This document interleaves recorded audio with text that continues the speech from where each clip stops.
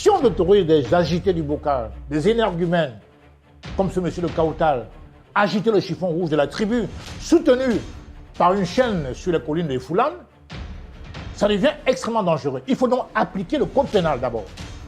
Et puis je pense que l'État doit prendre ses responsabilités. On ne peut pas accepter qu'un individu se permette de stigmatiser des groupes de personnes. Ce n'est pas possible. On ne peut pas tolérer ça. Donc je pense que la première mesure que l'exécutif prendra, ça sera de mettre un accent particulier sur la salubrité des quartiers. Et même, il y aura une prime à ça. Donc, je serais très heureux, moi, en tant que Camerounais, que le Cameroun adhère à l'AES. Le tribalisme n'est pas une opinion. C'est une haine contre l'autre. Ce n'est pas dénoncer ce que fait l'autre. C'est une haine. Vous ne devrez pas inviter les gens haineux sur votre plateau. Parce que si vous le faites, vous soutenez en quelque sorte ces actions. Vous souhaitez qu'un militaire prenne le pouvoir au Cameroun? Je souhaite qu'un patriote prenne le pouvoir au Cameroun. Donc, chez nous, on interdit aux Camerounais d'être seulement maire d'une ville, alors qu'ils sont Camerounais. Ils paient les impôts là où ils travaillent. Pourquoi on ne rapatrie pas leurs impôts à l'ouest, par exemple? Alors, si le président Biya voulait réellement détruire le Cameroun, il n'aurait pas inventé le TCS, qui a envoyé certains ministres en prison, dont Arman Adama, qui était ministre de l'éducation de base, qui a envoyé Siam Chewe, enfin d'autres ministres en prison. Voit au Cameroun que les gens, malgré les lois nationales, malgré la Constitution, continuent de se déployer en toute liberté, n'est-ce pas, en proférant des propos stigmatisants, des propos discriminants. C'est une horreur, c'est une anomalie politique. On devrait interpeller ces personnes-là et les auditionner. Ce n'est pas acceptable. Et fermer toute la télévision qui les accueille. Pour vous, cette loi n'a jamais gagné les élections? Non, c'est un grand imposteur. Au nom de quelle loi, qu'on me démontre un seul article où on dit qu'un Bassa a moins de droits qu'un Douala ou qu'un Douala a plus de droits qu'un Bamileke? Ça n'a pas de sens. Je viens quelque part au Cameroun, je m'installe, je suis Camerounais. Vous voulez m'expulser où? Quand on dit rentrer chez soi, chez vous, ça veut dire quoi? Chez vous, c'est au Cameroun?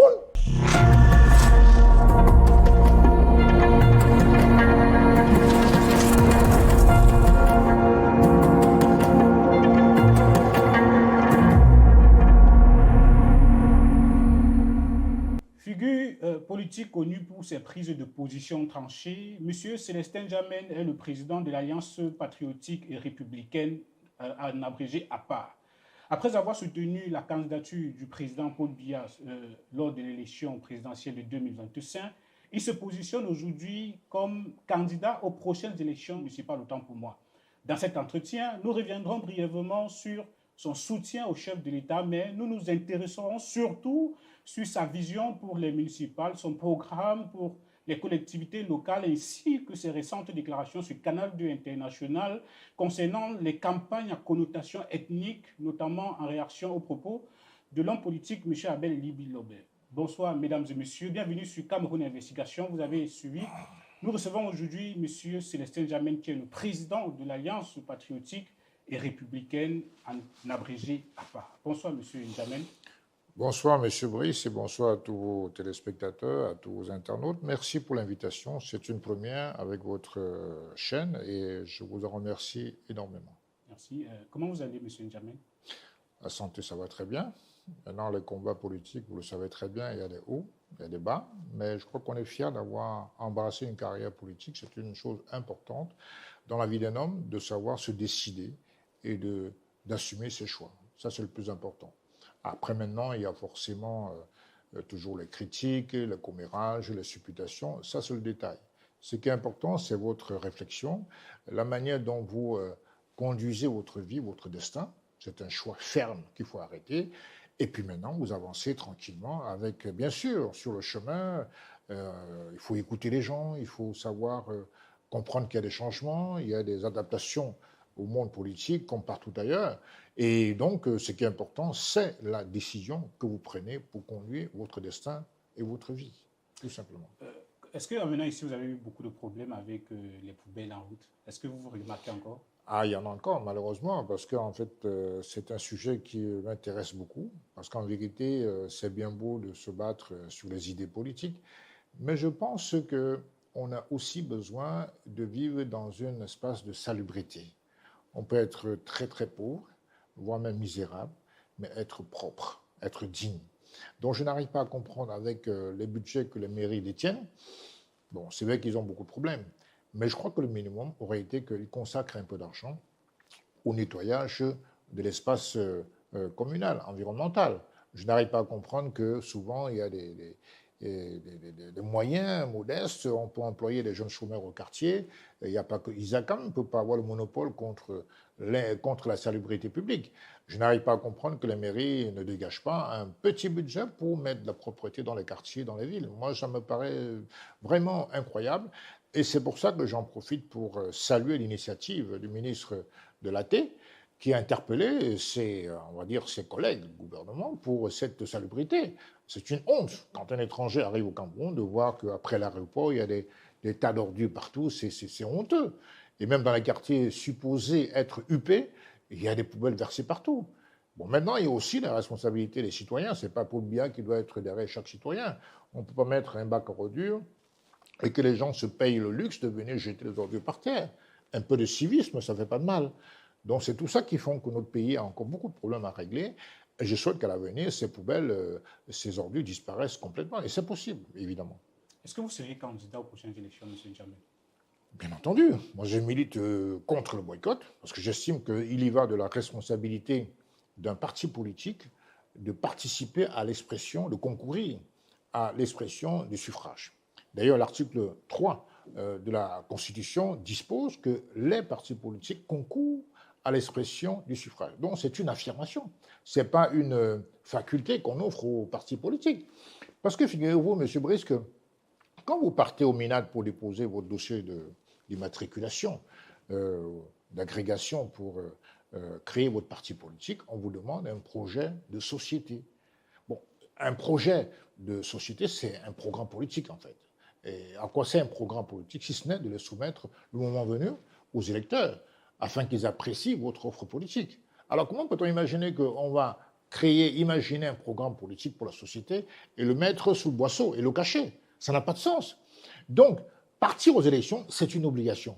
Je crois même que si les partis politiques qui boycottent ne sont pas sanctionnés, ce n'est pas simple tolérance.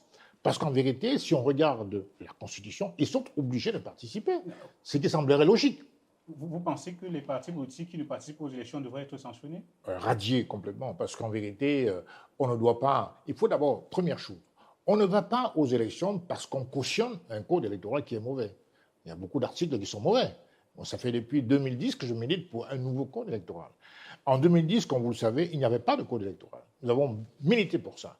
Et quand j'étais au SIEF, j'ai fait des propositions au sein du NEC. J'ai été membre du NEC pendant 11 ans. Et donc, ça fait son petit bonhomme de chemin jusqu'à ce qu'on crée les CAM. Et puis maintenant, on a mis en place en 2012 une loi électorale. Donc, c'est aussi une victoire pour mon ancien parti, auquel je rends hommage d'ailleurs. Donc, il y a le fait de comprendre que partir aux élections, participer aux élections, ce n'est pas cautionner un système électoral. Il y a beaucoup de choses à modifier. Mais justement, la volonté de modifier ce code nécessite qu'on aille dans les institutions pour se servir comme tribune et pour revendiquer cette cause-là. Parce que si vous restez dans votre quartier, dans votre chambre, à crier « je veux un nouveau code électoral plus inclusif », qui va vous entendre? C'est ce que vous avez fait en 2020. En 2020, faire quoi? Dénoncer le code électoral? Oui. Bien entendu, mais on n'a pris pas. On savait comment ça s'est passé. Le chef du parti de l'époque, d'aujourd'hui encore, a décidé de boycotter dans l'incompréhension générale. Parce avec vous. Je n'ai pas boycotté. Enfin, j'ai subi le boycott, vous savez. Je l'ai subi comme des milliers de militants du MRC qui étaient déjà porteurs, candidats sur les listes. Ils ont battu campagne, ils ont vérifié les dossiers, les documents de leurs colistiers. Et puis le dernier jour, c'est-à-dire le jour de la clôture des listes, ils ont été surpris, choqués que c'est ce jour-là qu'on puisse boycotter. Déjà, je suis contre. Particulièrement, vous étiez choqué. Comme tout le monde, enfin, comme tout le monde, comme la plupart des militants du MRC, et même, je crois, des non-militants du MRC. Parce qu'on ne peut pas, quand on a au moins un directoire, un état-major, avec une décision aussi importante, impactante pour la vie politique d'un militant et du parti, attendre le dernier jour. Les gens ont déjà constitué le dossier, ils ont payé des cautions, Ils ont vraiment parcouru des préfectures, des mairies, se sont donné de la peine pour constituer leur dossier. Et que le dernier jour, quand ils vont déposer leur dossier à l'ECAM, on leur dit qu'il n'y a pas d'élection. Non, c'est vraiment malsain comme méthode. Et c'est ce que j'ai dénoncé à l'époque. Bon, il peut y avoir à l'époque, dans l'esprit du président, de M. Kamto, des raisons particulières, spéciales. Mais nous ne le savions pas. Je ne suis même pas sûr qu'Alain Fouguet était au courant.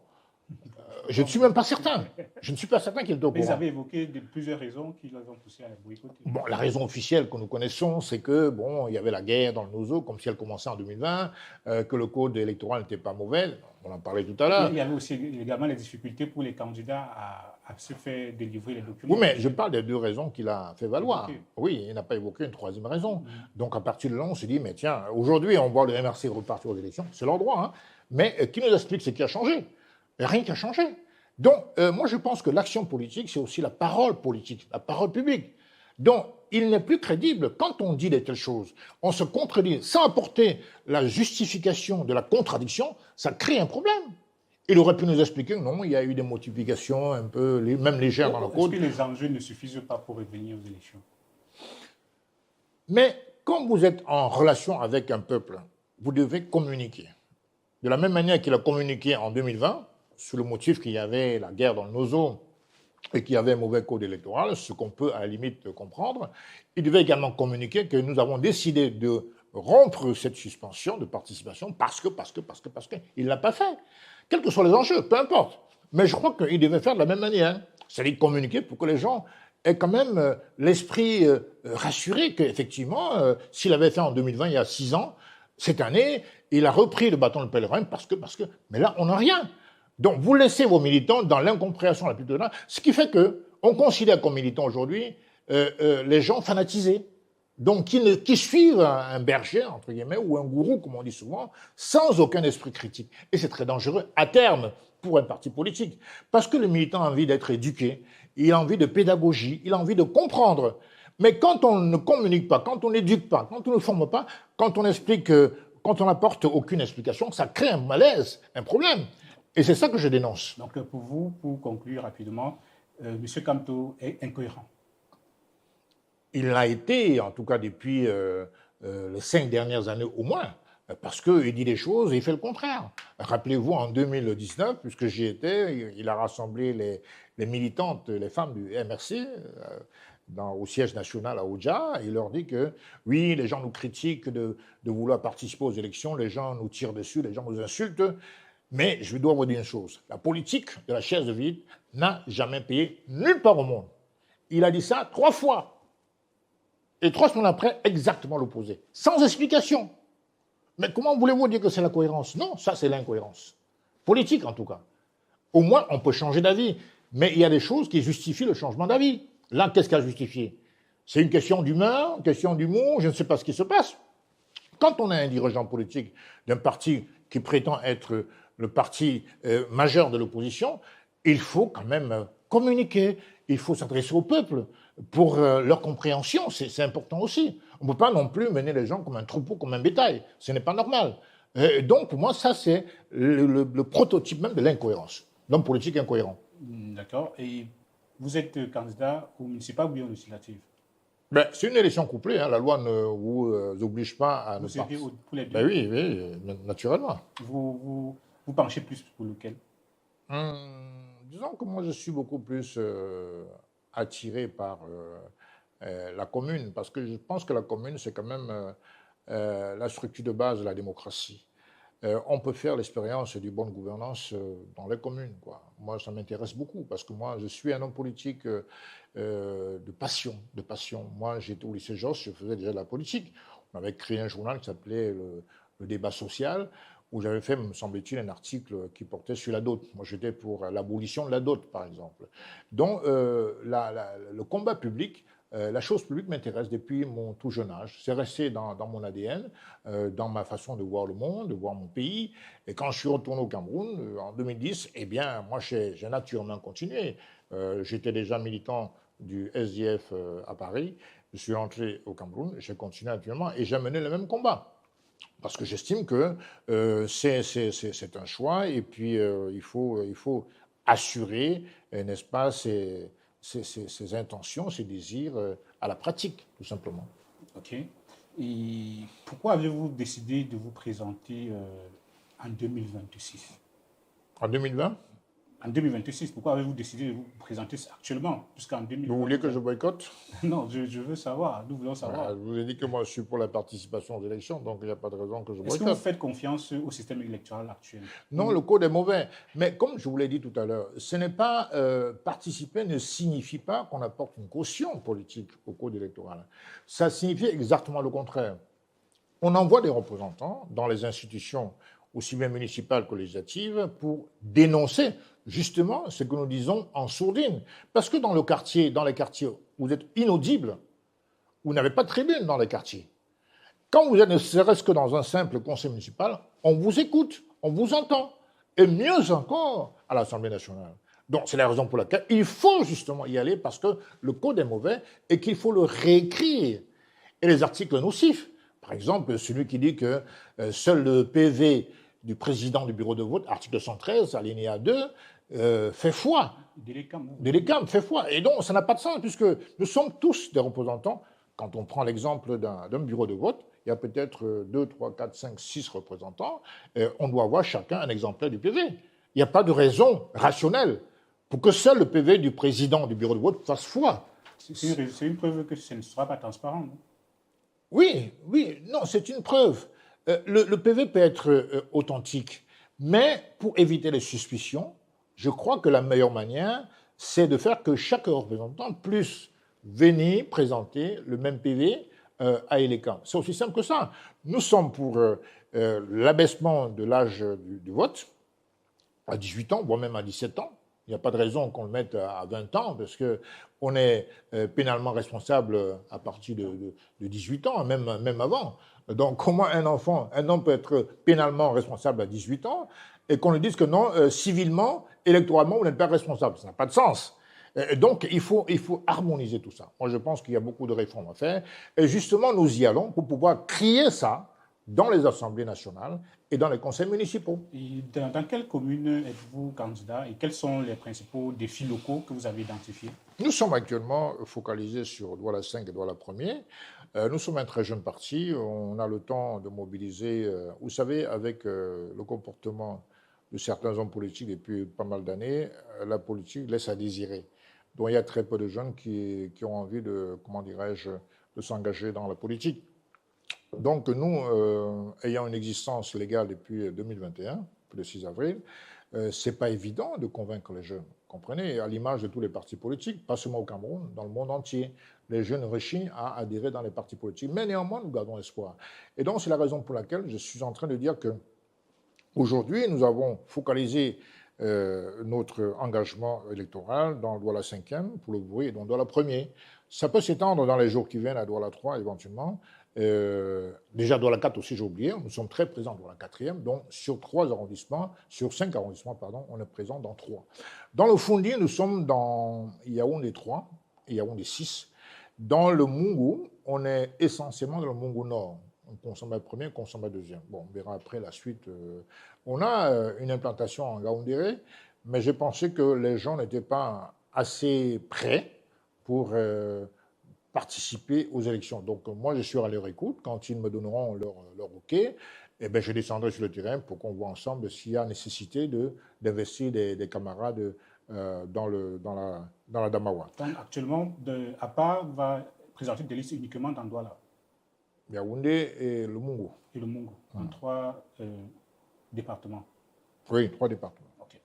Et quel est le diagnostic que vous faites aujourd'hui de la gestion des collectivités territoriales actuellement? Je crois que la décentralisation est restée virtuelle, est restée une idée, pas par la faute des maires. Je crois qu'on n'a pas suffisamment compris la formule de transfert des compétences et des transferts des moyens. Parce que depuis la loi de 1996, depuis donc la constitution actuelle qui date de 1996, on avait dit que le Cameroun devenait un État unitaire décentralisé. On supposait qu'on transférait à la fois pas seulement les compétences, mais également les moyens.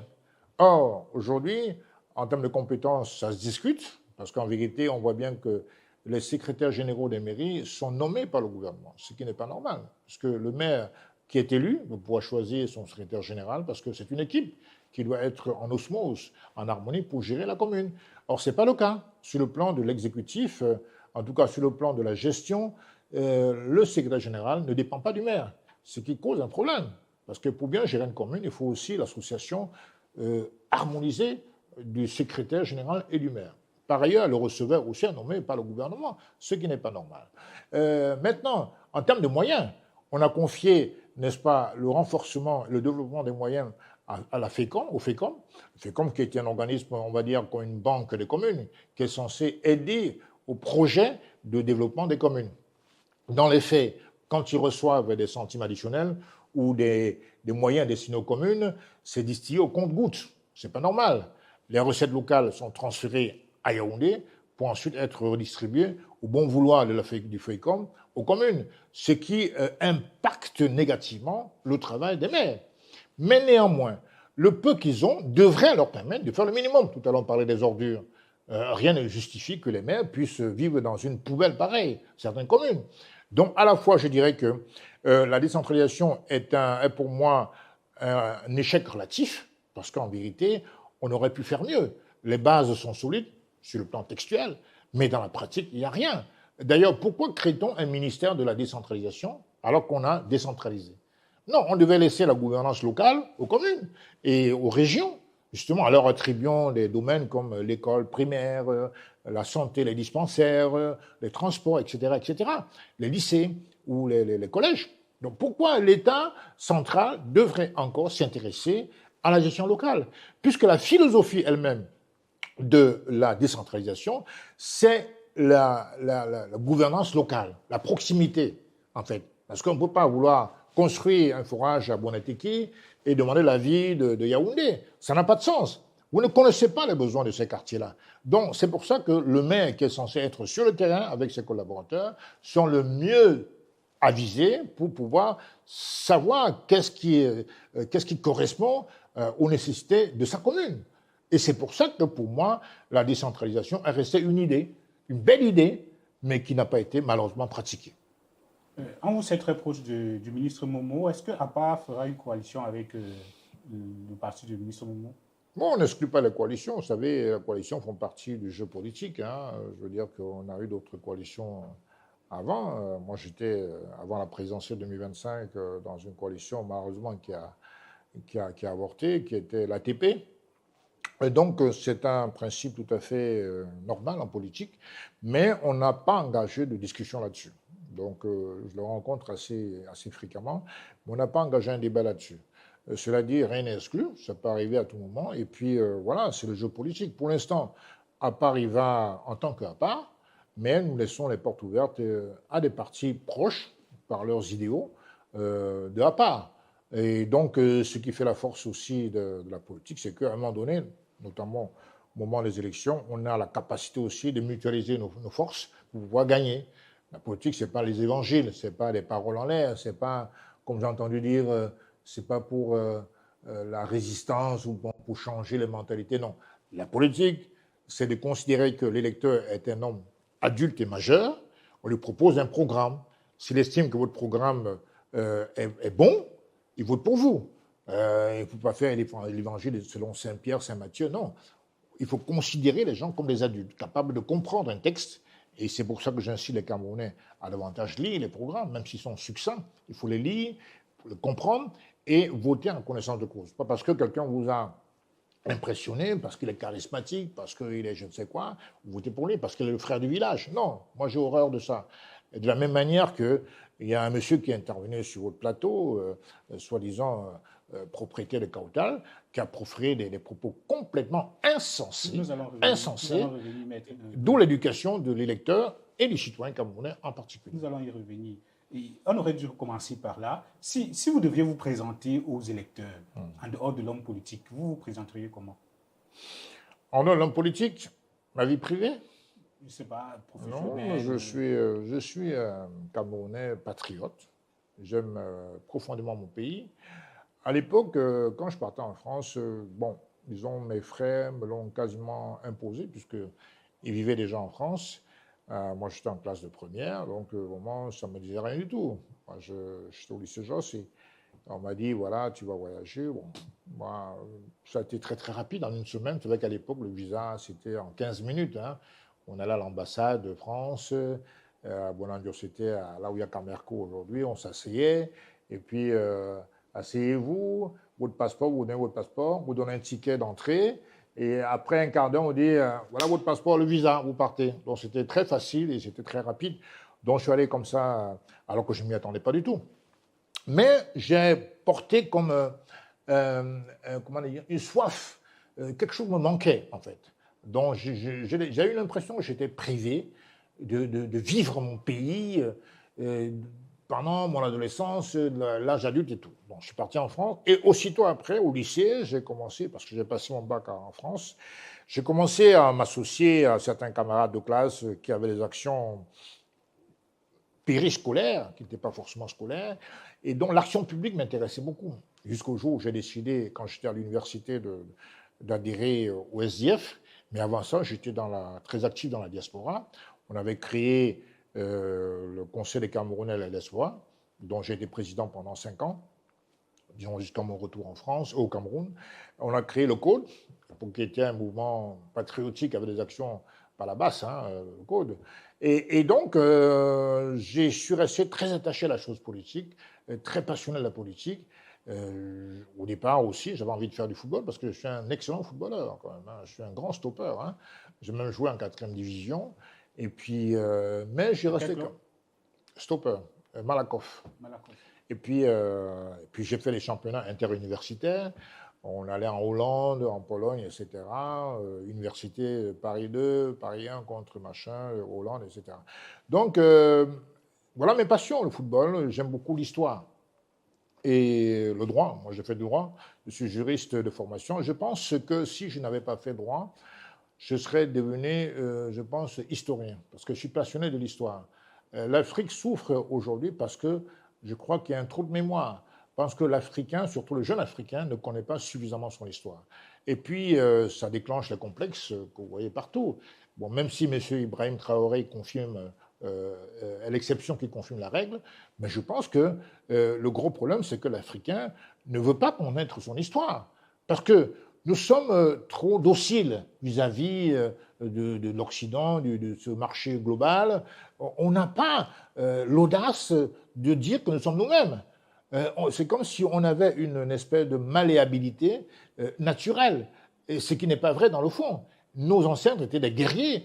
C'était des gens qui ne faisaient pas que résister. C'est des gens qui agissaient. Vous prenez un pays comme l'Éthiopie, en 1930-1935, ils ont repoussé l'armée de Mussolini en Italie. Donc on avait des guerriers, des véritables initiateurs, des pionniers de l'époque qui luttaient pour l'originalité, l'indépendance de l'Afrique. Aujourd'hui, nous sommes quasiment avalés. Et c'est pour ça que mon espoir renaît quand je vois des hommes comme Ibrahim Traoré, qui essaie de reprendre, n'est-ce pas, le manteau de la patrie africaine, ce que j'appelle la patrie africaine. Et ça devait nous inspirer. Et c'est pour cette raison, d'ailleurs, que je pense qu'à terme, le Cameroun devait adhérer à l'AES, parce qu'on a une partie sahélienne quand même, hein, le septentrion, c'est sahélien. Donc, je serais très heureux, moi, en tant que Camerounais, que le Cameroun adhère à l'AES. C'est ce que je souhaite. Ce sont des militaires qui dirigent l'AES. Peu importe leur uniforme. Est-ce que vous souhaitez qu'un militaire prenne le pouvoir au Cameroun? Je souhaite qu'un patriote prenne le pouvoir au Cameroun. Et après, Paul Biya, bien entendu, si c'est le sens de votre question, parce que je pense qu'on a besoin d'un vrai visionnaire. L'Afrique a besoin de vision. On est trop dans les petits détails et dans les guerres interétatiques qui ne nous avancent pas. Il y a des débats assez surprenants sur la tribu, le tribalisme, alors que dans d'autres pays, on parle de la technologie, on parle du monde numérique, on parle du voyage sur Mars, sur la Lune. Et pourquoi vous souhaitez que le Cameroun appartienne à l'AES? Parce que je pense que c'est un wagon très motivant pour le continent africain. Comme vous voyez, en moins de 2 ans, ce que fait le Burkina Faso, c'est hallucinant, de merveilles. C'est les infrastructures. Certaines personnes disent que ce sont des personnes, ce ne sont que des militaires qui peuvent faire ce genre de boulot. Parce qu'eux, ils n'ont pas de complexe, ils ont dissous les partis. Non, ce discours n'est pas logique, parce qu'en vérité, beaucoup de militaires ont détruit les pays africains. En commençant d'ailleurs par le capitaine Compaoré, qui était un militaire aussi, mais qui a complètement vendu son pays à la Côte d'Ivoire, du Fouet-Boigny et à la France. Il y a aussi eu des militaires avant M. Tiani, qui ont fait du n'importe quoi. Et aujourd'hui, nous avons un militaire jeune, patriote, panafricaniste, qui essaie de penser d'abord aux intérêts de l'Afrique et de son pays, bien entendu. Donc, c'est la raison pour laquelle je pense que le Cameroun devrait adhérer à l'EAS, qui est un wagon qui tire l'Afrique vers le haut, qui n'est plus dans le complexe de, voilà, on n'est pas aimé par la communauté internationale, comme si on avait un besoin d'être aimé. On sera sur le débat sur les Bamileke, parce que c'est comme si certaines personnes pensaient que oui, les Bamileke sont détestés, et puis ça fait quoi? Et puis les Africains sont détestés, ça fait quoi? Vous travaillez. On ne travaille pas, on n'existe pas pour être reconnu. On existe pour se développer. Regardez par exemple le parallèle entre les Chinois, les Asiatiques en général et les Africains. Pendant que les Noirs se lamentaient, les Asiatiques qui étaient aussi victimes de racisme travaillaient. Ils ont fini par imposer le respect aux Occidentaux. Aujourd'hui, on ne leur parle plus n'importe comment. Nous, on continue à nous traiter comme du bétail. Et ça, ce n'est pas admissible. Ok. Quelles sont les 3 priorités majeures de votre programme pour les 5 prochaines années? Je crois que pour les municipales, oui, bien sûr. Il faut déjà arrêter l'hémorragie des jeunes Camerounais vers le Canada. Je pense que le Cameroun est une... Ils ont le droit. Ils ont le droit de voyager, c'est la liberté fondamentale garantie par la Constitution, mais sur le plan des causes, parce que c'est bien beau de dire qu'ils ont le droit, mais en vérité, quand on regarde les causes, on voit très bien qu'il y en a qui auraient aimé rester au pays, mais ils sont plus ou moins contraints par ce qu'ils estiment comme un verrouillage de leur avenir, quoi, comme une hypothèque de leur avenir. Je pense donc qu'il faudrait apporter plus une politique aux jeunes. Mais je ne voudrais pas vous couper. Sur le plan, oui. Si ces jeunes-là continuent de partir, c'est parce qu'ils dénoncent la politique de votre du candidat que vous avez soutenu à l'élection présidentielle, le président Paul Biya. C'est parce qu'il fuit sa gouvernance. Vous savez, le Cameroun n'est pas... le gouvernement n'est pas exempt de critiques. Moi-même, j'ai critiqué et je continue de critiquer. Mais je pense qu'il faut soutenir le président Biya parce qu'il a pris un chemin de souveraineté nationale, à la fois politique et économique. Le Cameroun n'est plus aussi soumis aux États-Unis et à la France comme ça l'était à l'époque. On a des alliances très très fortes avec la Chine aujourd'hui, le Brésil, les États-Unis, l'Inde, même la Turquie, dont on n'est plus comme il y a 10-15 ans complètement avalé par la France. Et c'est grâce à l'œuvre de Paul Biya justement que M. Macron, enfin que l'État français a moins d'ordre à donner au Cameroun aujourd'hui. Donc je crois que ne serait-ce que sur l'aspect panafricaniste, il faut le soutenir. Il a créé en 2021 la Sonamine. Vous savez que les matières premières, c'est important pour un pays, en tout cas un pays comme le Cameroun. La Sonamine, justement, c'était pour mettre un frein à l'exploitation gratuite de nos mines, de nos matières premières. Et maintenant, on a dit que c'est les Camerounais eux-mêmes qui vont exploiter, c'est la Sonamine qui va exploiter, creuser, transformer et vendre les produits du Cameroun. Hein? Et en faisant cela, on crée des emplois du Cameroun. Donc je pense que le gouvernement que je soutiens, qui est votre gouvernement aussi, est un gouvernement camerounais. Mais c'est un gouvernement qui reste critiquable. Il y a des points positifs, comprenez. Mais les jeunes, ils partent au Canada, pourquoi? Parce qu'ils ont le sentiment qu'ils sont délaissés. Et aussi parce que je pense qu'ils sont encore dans la logique que j'ai subi, j'ai droit à. Et pas assez que je dois défendre mes droits, je dois construire ma vie. Je vous rappelle qu'en 1960, lors d'un discours d'investiture, le président Kennedy avait dit « Ask not your country can do for you. Ask what you can do for your country. » Donc, il faut qu'on rentre dans la mentalité du gagnant, du gagneur, de l'audacieux. Les jeunes qui osent, comme vous. Vous créez une plateforme numérique de communication, vous aurez pu partir comme vos amis au Canada. Mais vous avez refusé la fatalité. Et personne ne vous a empêché de faire ce que vous faites aujourd'hui, avec le gouvernement camerounais dont vous faites allusion. Donc ça veut donc dire que les jeunes peuvent, comme vous. Et je ne suis pas sûr qu'ils soient plus heureux là-bas que vous ici. Vous avez, sur le plan même agricole, il y a des lopins de terre partout dans les villages, mais ces villages sont déguerpis parce qu'ils veulent faire la moto, faire du PMUC, vous voyez à qui je pense entre autres, à Douala et partout ailleurs. Donc, il y a des opportunités au Cameroun. Les jeunes proposés, il y a des jeunes milliardaires en ce moment au Cameroun. Ça existe. Et ce n'est pas les subventions de la ligne 94-95. C'est les jeunes qui ont un mindset de gagnant, en fait, compte. Et ils y parviennent. Voilà. Mais ceux qui vont au Canada, vous avez raison, ont le droit de partir. Mais quand on analyse les raisons, souvent, c'est les gens qui préfèrent la facilité. Vous comprenez? On ne crée pas la richesse avec des concours dans la fonction publique. C'est faux. Il faut entreprendre, il faut l'auto-emploi, il faut beaucoup de choses. Il y a les impôts qui asphyxient également. Les impôts, ça fait partie du combat justement que nous menons, parce qu'en vérité, en dehors d'un appui aux jeunes, parce que n'oubliez pas que c'est vrai que l'État a les fonctions régaliennes, l'éducation, la santé, les routes, etc. Mais le reste, c'est les citoyens qui doivent oser. Ok, on continue avec les 3 priorités majeures de votre programme. La deuxième priorité, je pense, c'est aussi de pouvoir avoir une politique salariale. Parce que c'est vrai que la croissance économique est pour moi liée aussi au montant des salaires. Si vous voulez lutter contre la corruption, effectivement, il faut quand même des salaires assez décents. Sinon, vous allez voir des gens se livrer à des détournements massifs. Ce n'est pas la seule explication pour les détournements, mais quand vous payez les gens, les fonctionnaires très très mal, ils ont plus tendance à se payer un 13e mois quelque part, par la corruption, les pots de vin, le népotisme et le clientélisme. Donc, il faut relancer une politique salariale, de hausse de politique salariale, et mettre le SMIC au moins à 120 000 francs. Au niveau local? Au niveau de la fonction publique, on parle surtout au niveau local. Au niveau local, oui, bien sûr, des entreprises implantées sur... Parce qu'en fait, l'objectif des maires, c'est quoi? C'est d'attirer les investisseurs, c'est de créer des richesses. Il faut que, dans les critères, comment dirais-je, d'invitation de ces investisseurs, qu'on leur dit que les salaires sur mon territoire seront des salaires décents. Même si l'État officiellement met le SMIC à 41 000 francs bruts, c'est-à-dire 34 000 francs ou 31 000 francs nets, on peut inciter les investisseurs sur sa commune à pouvoir payer décemment ses salariés. On peut le faire. On peut inviter les jeunes en créant des maisons de jeunesse où on apprendra les métiers de base, les formations, montage vidéo, informaticien, électronicien, le permettre en 6 mois ou en 1 an, notamment pour les jeunes qui ont été déscolarisés, qui ont quitté le milieu scolaire, d'avoir au bout d'1 an maximum une opportunité d'avoir une fonction, un emploi qualifié avec un bon salaire. Ça, on peut le faire dans la commune. C'est le rôle aussi du maire de le faire, de créer des maisons de jeunesse, de formation.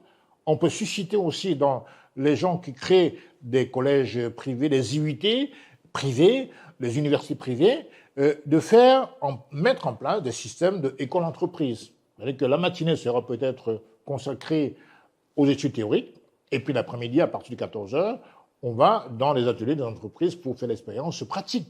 Et comme ça, fatalement, les entreprises, sachant qu'à la fin de votre BTS ou de votre master, vous aurez eu une expérience pratique de votre filière et pourront donc facilement vous recruter définitivement. Pour l'instant, ce n'est pas le cas. Et ça aurait pour moi été une bonne chose pour les maires. Troisième élément, je pense qu'il est important aussi de bouleverser la fiscalité locale.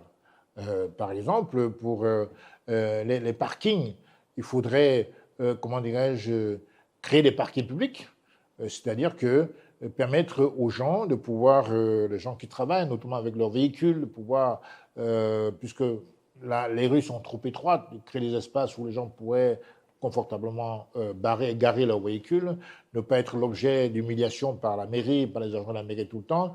Et puis, comme ça, ils pourraient avoir vraiment le véhicule comme outil de travail.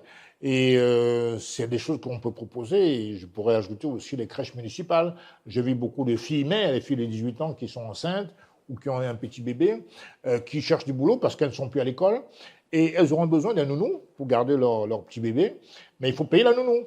Alors, qui va les payer? Or, en mettant en place des crèches municipales gratuites, ça pourrait permettre à ce jeune mère de confier leur bébé jusqu'à 17-18 heures, le temps pour elle de travailler ou de chercher un emploi. Et ça pourrait aussi émuler, n'est-ce pas, la jeunesse à pouvoir s'en sortir. Parce qu'aujourd'hui, quand vous voyez les jeunes filles au trottoir, très très jeunes des fois, c'est à cause de quoi? Parce qu'elles ne peuvent pas s'en sortir. Elles ont quitté l'école, les parents les ont chassées de la maison, et puis elles ont un bébé sous la main. Comment elles font pour nourrir leur enfant, si ce n'est la prostitution ou les choses un peu immorales? Est-ce que vous avez une politique pour les poubelles et les mototaxis? Tout à l'heure, je vous l'ai dit, bien entendu. Il faut que le minimum, c'est la salubrité publique, c'est la propreté. Vraiment, je n'arrive pas à comprendre comment on peut s'accommoder de ce genre de comportement. Je veux dire que ce n'est pas une question économique, d'abord une question de bien vivre, de bon vivre dans un quartier. Il faut que nous ayons des quartiers propres. Il faut que nous ayons des caniveaux nettoyés.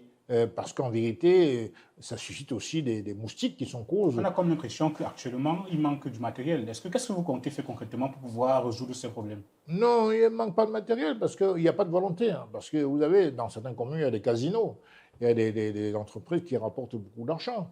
Mais ce n'est pas réinvesti dans le social.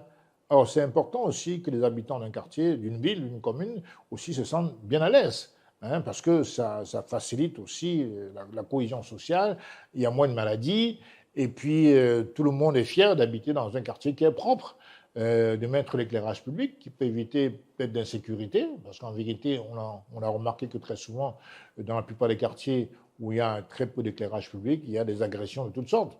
L'agresseur est ravi parce qu'il ne peut pas être facilement identifié. Je ne parle même pas de caméras publiques, mais en vérité, au moins l'éclairage. Parce que dans le noir, il agresse facilement, il tue facilement. Et je pense que l'éclairage pourrait être un début de solution. Mais est-ce que c'est le cas? Non. Même à Bonaprise, aujourd'hui, à Douala, vous avez des quartiers entiers qui ne sont pas illuminés, qui ne sont pas éclairés. Et ça, ce n'est pas normal. Et comment comptez-vous financer vos projets municipaux? Ben, écoutez, il y a des activités qui peuvent rémunérer. D'abord, il faudrait que le recouvrement des recettes soit effectif. Il y a trop de mafia, de corruption, avec certains agents de l'impôt locaux. C'est-à-dire qu'il faut que tout le monde apprenne à payer ses impôts. Vous ouvrez une boutique, vous ouvrez une entreprise, il faut payer les impôts. En 2004, le ministre Marafa avait mis en place la notice environnementale, d'études environnementales. C'est-à-dire que quand vous ouvrez une entreprise qui a des conséquences on va dire environnementale, vous devez payer une taxe minimum de 300 000 francs. Après tous les 6 mois, c'est renouvelé. Et donc, très peu payent cette taxe-là. Cette taxe a pour vocation justement à assainir la ville, à apporter des améliorations dans la ville, à accorder des subventions. Les recettes aussi viennent de là. L'OTVP, qui est une taxe parfois injuste, est parfois l'objet de certaines mafias, parce qu'en vérité, il suffirait que vous ayez un boutiquier, un commerçant qui soit un peu timide, et 2 gendarmes débarquent devant sa boutique, et puis il se met à payer des taxes alors qu'il n'a rien devant sa devanture. Parce qu'on a décidé qu'il doit payer l'OTVP. L'OTVP, c'est quand vous avez encombré le trottoir public, la voie publique, avec des objets, et là vous payez l'OTVP, c'est normal. Mais ce n'est pas le cas partout. Donc j'estime donc qu'il y a des niches de taxes locales qu'on pourrait appliquer dans les communes, et puis s'ils sont recouvrés de manière effective, ça pourrait être une source de revenus pour financer. Et puis il y a des partenariats avec aussi les communes étrangères. Hein. Donc moi, quand j'étais à la commune de Douala-Premier, en 2013, on avait un voyage par an à Paris, dans d'autres capitales européennes, parce qu'on avait une commission de coopération internationale qui nous permettait de nouer des alliances avec des communes étrangères, africaines ou étrangères. Bon, africaines, c'est aussi étrangères, bien sûr, mais je veux dire extra-africaines. Et donc, on mutualise les connaissances, les efforts, qui permettent à ces communes de se développer. Et pourquoi on ne le fait pas? Pourquoi on ne renforce pas ce côté-là? Mais moi, à l'époque, j'ai refusé ces voyages parce qu'en vérité, c'était comme des voyages de convenance, de villégiature. Moi, je suis venu pour travailler. Je suis venu pour changer la vie des administrés, pas pour faire des voyages de loisirs à Paris. J'en ai pas besoin. Et donc, il y a des niches comme ça où on peut effectivement créer des îlots de prospérité, mais malheureusement, très peu de maires le font. Et ce qui me désole encore davantage, c'est qu'on a créé le CVUC, Commission des villes et les campagnes et villes unies du Cameroun, qui pour moi devait jouer le rôle de syndicat. Donc, que tous les maires du Cameroun, 365 communes je crois, devraient se rassembler pour porter des revendications communes. Comprenez? Au lieu de ça, ils sont très divisés.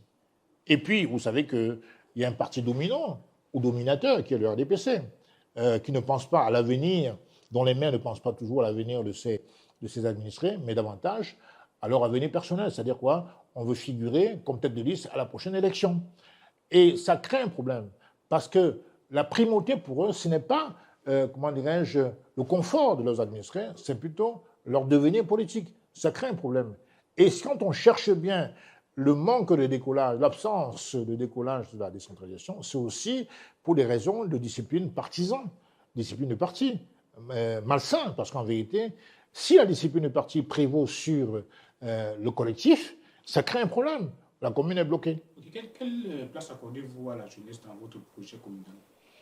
Mais la jeunesse, je tiens d'abord à préciser que la jeunesse n'est pas un programme politique. La jeunesse n'est pas une vertu. La jeunesse est appréciable en ce sens que quelqu'un qui est jeune a plus de temps devant lui. Il peut construire son avenir, il peut travailler et avoir les fruits de son travail. La personne moins jeune, pas forcément. C'est pour ça qu'il faut accorder plus de moyens à ceux qui constituent le fer de lance de la nation, qui sont les jeunes, qui n'est pas un mot creux. À l'époque, c'est le mot qui avait été inventé par Ijo. Mais au fil du temps, on s'est bien rendu compte que c'est un mot qui a sa place. Donc il faut justement motiver les jeunes. Moi, je pense qu'il faut les remotiver, notamment sur le travail de la terre, qui est abandonné. Moi, j'étais à Bandinkop et à Bangou il y a 3 jours maintenant, et j'ai vu des villages entiers complètement déguerpis. Et pour moi, ça m'a choqué, parce qu'en fait, il y a des terres cultivables et fertiles que les jeunes pourraient exploiter. Or, qu'est-ce qu'ils font? Ils viennent en ville faire la moto, faire le taxi, je ne sais pas, jouer au PMUC. Et ce n'est pas sérieux. La terre ne ment pas. Si vous plantez 3 avocatiers sur 200 mètres carrés, ou même 10, ça peut vous rapporter quelque chose tous les mois. Vous rendre autonome, vous permettre de vous marier, d'avoir une maison, etc. Mais en ville, vous dormez dans les stations de service, vous faites de la moto, etc. Ça n'est pas normal. Donc, il y a une question de réarmement moral par rapport à la jeunesse. Et à part, il tient énormément.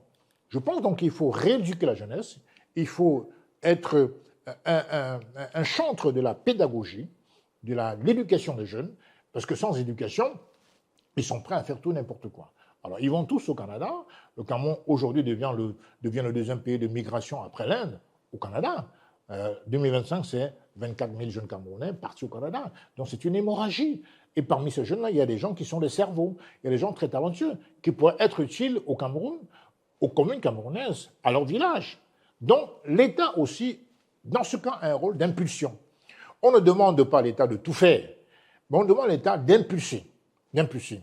Autre point, il y a l'impulsion, mais qui ne doit pas émaner que du haut. C'est-à-dire que vous avez bien rendu compte que le président de la République a lancé l'opération Épervier en 2006.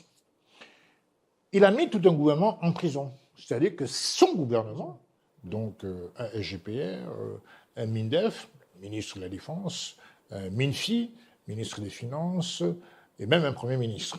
Donc ça veut donc dire qu'il y a aussi la question de la confiance aux collaborateurs. Vous êtes responsable de votre chaîne, il peut vous arriver de recruter des personnes qui à la fin vous déçoivent. Alors si vous le faites 4, 5, 6 fois, effectivement, à un moment donné, vous vous interrogez. C'est ce que je veux dire. Donc ce n'est pas une absence de volonté du président de la République. On peut soutenir le président de la République parce qu'on pense qu'il y a un homme de bonne foi, et puis critiquer son gouvernement. Lui-même, il l'a fait en 2014. Il a dit que ce gouvernement est perméable à la corruption. Il a dénoncé sévèrement son gouvernement, au point que l'opposition, cette année-là, n'a rien dit. Tellement le président avait joué le rôle de l'opposant cette année-là. Comprenez? Donc, il faut faire la part des choses.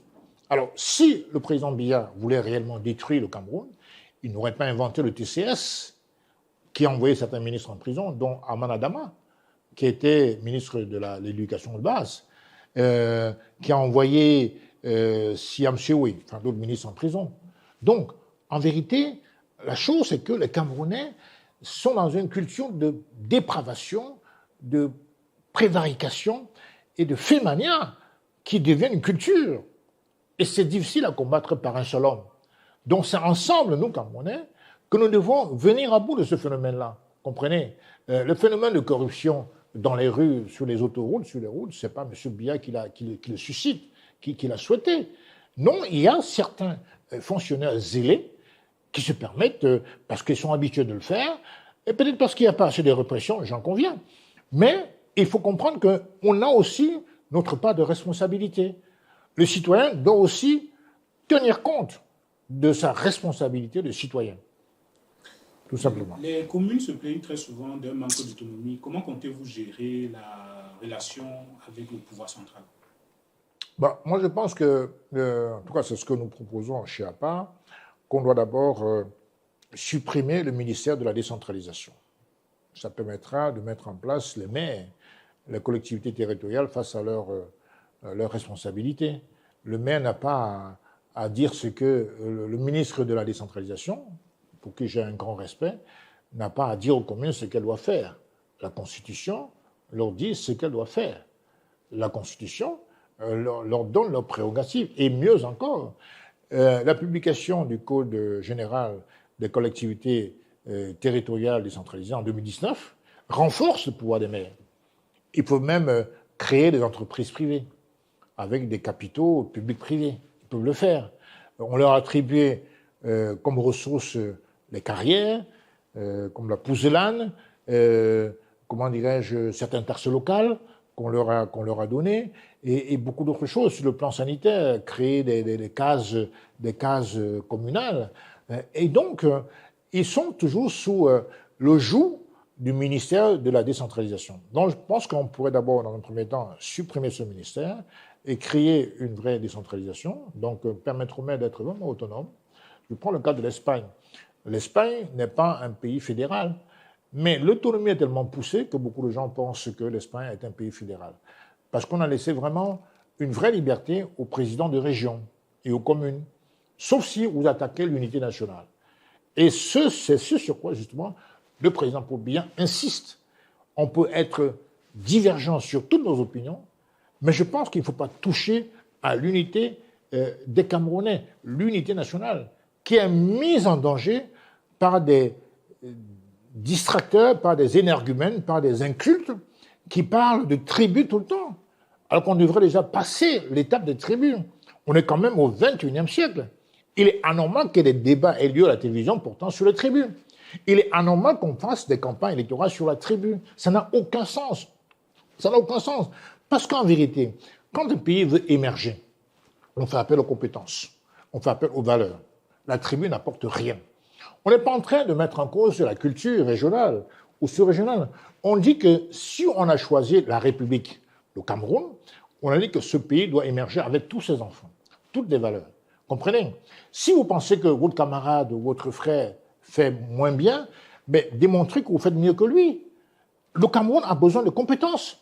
Le Cameroun a besoin de jeunes qui entreprennent, qui osent, qui se battent au quotidien. Et l'État leur apporte leur support.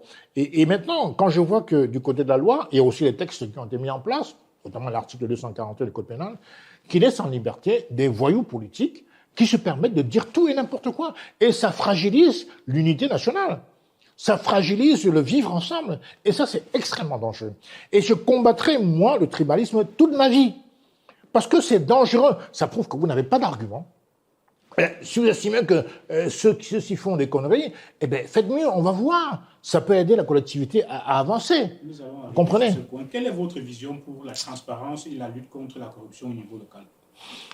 Il faut, sur le plan local, comment dirais-je, mettre en place des commissions au sein des exécutifs communaux, à l'instar de la CONAC sur le plan national, à, comment dirais-je, combattre les pratiques des agents municipaux, trafic des pièces d'identité, de l'état civil, je ne sais pas quoi d'autre.